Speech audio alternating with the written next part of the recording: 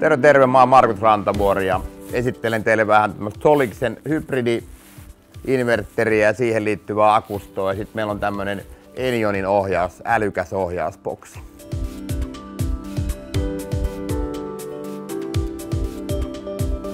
Eli tässä on tarkoituksena se, että kesällä kun aurinko paistaa ja tulee tuotantoa tuolta katolta, niin silloin me ladataan tää akusto täyteen.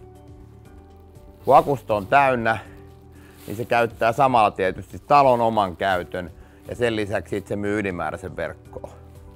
Kun auringonpaiste lakkaa ja edelleen talossa on sitä kulutusta, niin sen jälkeen se akusto rupeaa purkamaan siihen talon käyttöön.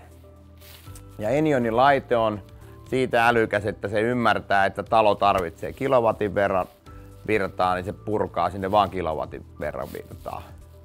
Ja tällä tavalla sit saadaan se säästöä syntymään kesäaikaan, eli ei tarvitse yöllä maksaa siirtomaksuja eikä tietenkään sähkön kulutuksesta.